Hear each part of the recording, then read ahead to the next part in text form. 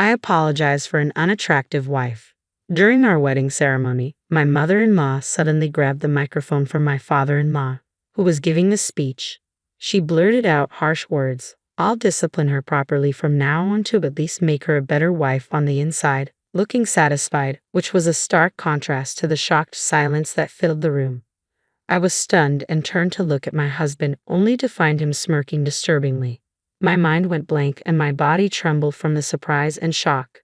An older gentleman purposefully made a loud noise as he stood up from his seat. Is that all you wanted to say? He asked, drawing everyone's attention. He then walked toward me confidently. My husband's eyes widened in surprise when he saw him. Ignoring my husband's reaction, the man took my arm and said, "Let's get out of here." Before I could say anything, he led me out of the reception hall, dragging along the wedding dress I never wanted in the first place. As we walked through the hotel corridor, a flood of thoughts filled my mind. My name is Angela, a 35-year-old woman who grew up in a single-parent household after my parents divorced when I was in elementary school. In my 20s, my mother fell ill and needed care, so I balanced work and taking care of her. I was still single in my 30s when I met a man named Steven. He proposed to me despite knowing about my responsibilities toward my mother, after meeting me at work where I assisted him at the reception desk. Steve was a great guy, and I thought I might never get another chance to marry if I didn't take this opportunity. But I couldn't just leave my mother alone. After a year of dating, I struggled with my decision. However, Steve reassured me, saying, "I know how much you care about your mother, so why don't we become a family of 3?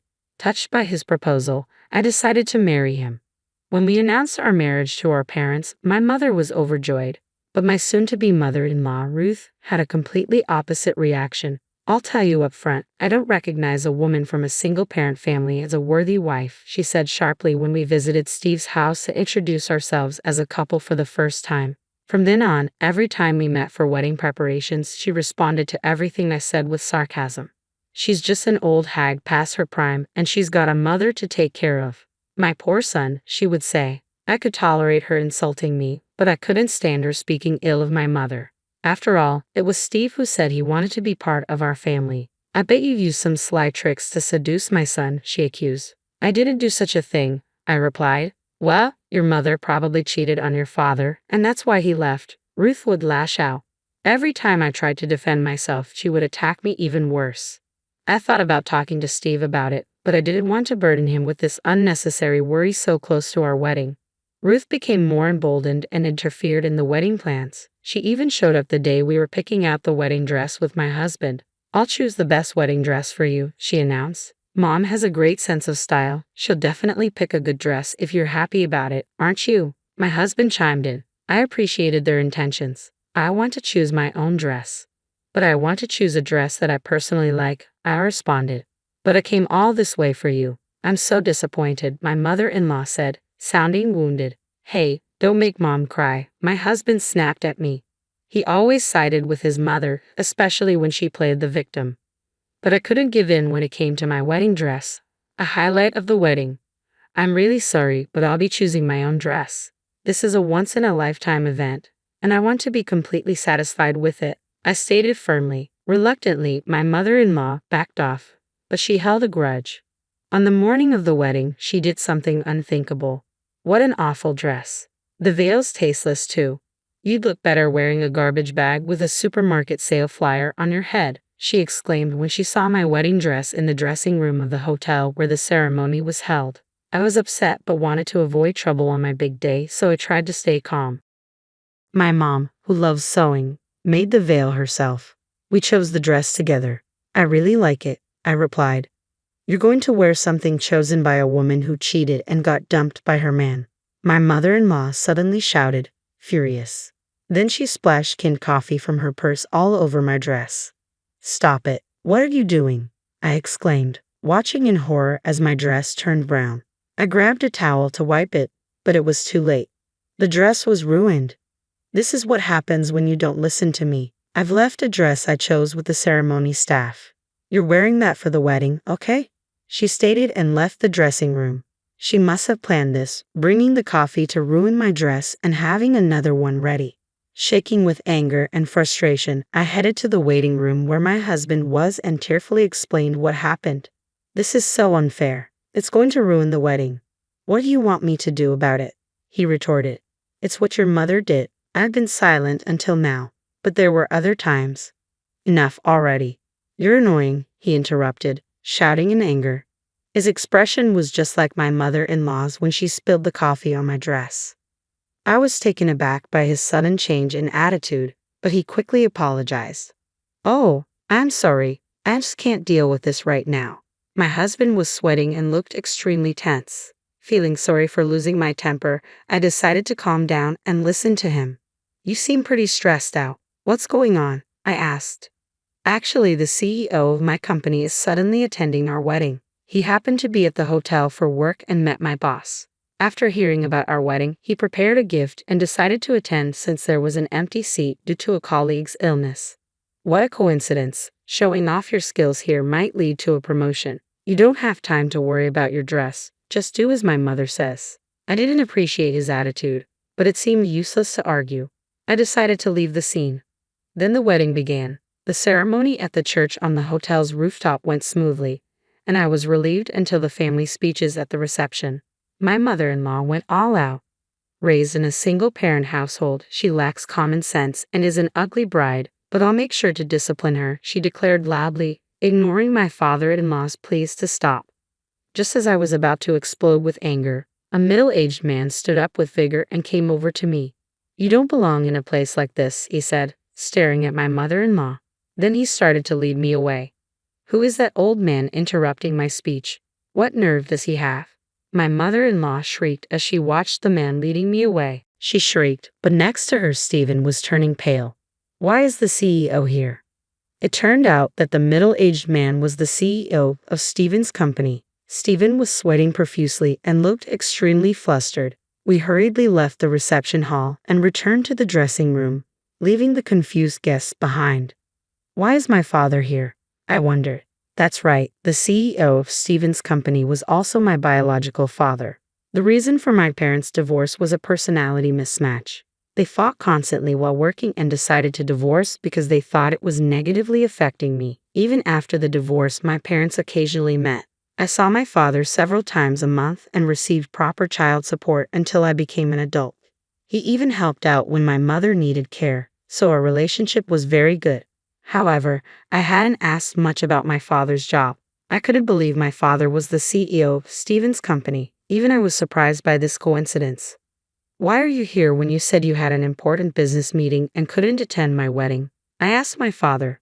My business meeting ended much earlier than I thought, he replied. I decided to come here to give you the gift at least. Then I met one of the employees at the entrance.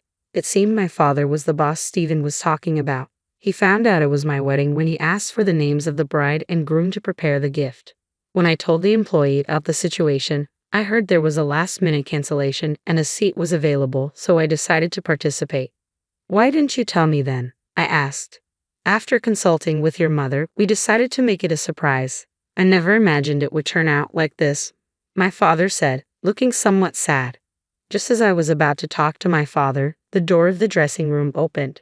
Angela, you can't just run off like that, my mother-in-law said in a fake sweet voice. I had never heard her speak like that before, and it gave me goosebumps. She must have heard from her husband that my father was the CEO. Who do you think caused all of this? My father asked sternly. That was just a little joke, she replied, trying to brush it off. How dare you make such a vulgar joke at my daughter's big moment? That's even more unforgivable, my father retorted. What? No, it wasn't a joke. Then, so you're saying you seriously called my daughter ugly? Challenged my father. My mother-in-law was lost for words, repeating and well, her eyes darting back and forth. Suddenly, my husband rushed in, his footsteps echoing, and he prostrated himself before my father. I apologize for the rudeness of my mother, he said. You're apologizing to the wrong person, my father said, looking down at my husband with a cold gaze and a stern voice. Angela, I'm sorry. My mom did all this on her own. If that's the case, why didn't you stop your mother when she was insulting me? I asked. I was shocked and couldn't move. Besides, my dad tried to stop her. But it sure seemed like you were grinning and sitting pretty comfortably, I pointed out. That's just your imagination. Anyway, the only one to blame for everything is my mom. my husband shouted, pointing accusingly at his mother. Stephen, are you betraying your mama? Didn't we agree to discipline this cheeky wife together? My mother-in-law protested. Hey, don't say unnecessary things, my husband exclaimed, covering his mother's mouth to stop her from speaking further. Her muffled voice was truly comical. So would you like to explain what's really going on? My father asked. No, this is something my mother did on her own. It's for your own good, to be honest, right now, don't you think? My husband stammered. As my father continued questioning, my husband shuddered and finally began to speak. When Angela insisted on choosing her wedding dress, my mother said she would become a cheeky wife if not properly disciplined. What's wrong with choosing my own dress? I asked. It's only natural that a wife listens to her mother-in-law, isn't it? If you can't even do that, I thought you'd become a bad wife who wouldn't listen to her husband in the future. First of all, a married couple should be equals, right? There's no hierarchy.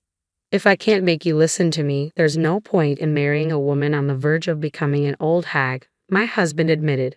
The truth finally slipped out. He had decided to marry me not because he loved me for who I am, but because he thought I would be a convenient tool to use.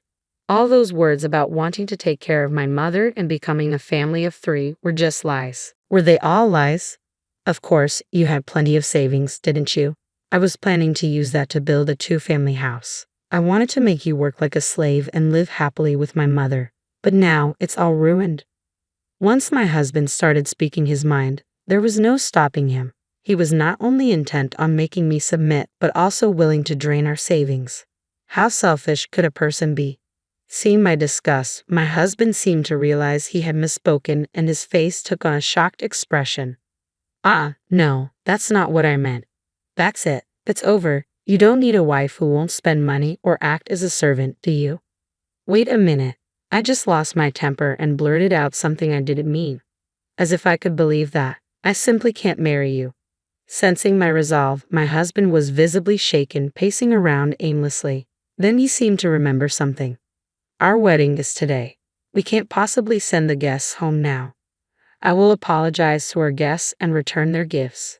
Since your mother is the cause of our canceled engagement, you will bear the costs of the wedding. You're joking. Even if we were to break up, it's your fault for making a fuss about one little outburst from my mom. As if it was just one time, huh? All the awful things you've said to me are right here. I pulled out my smartphone from my purse. I had recorded countless unbearable words from my mother-in-law.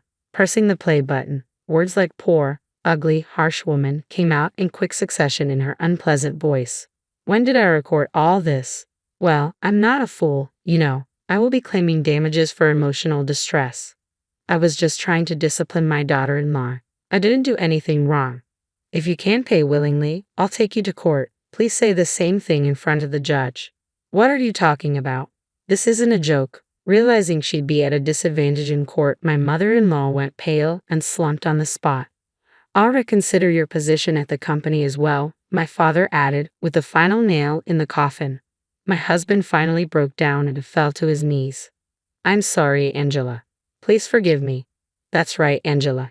You're already married. You can't just divorce so easily. If we can overcome this wall, we'll make a great couple, right? My husband and mother-in-law started pleading. I forcefully shook them off and glared at them. Silence. Scum. Go to hell. With that, I left the dressing room.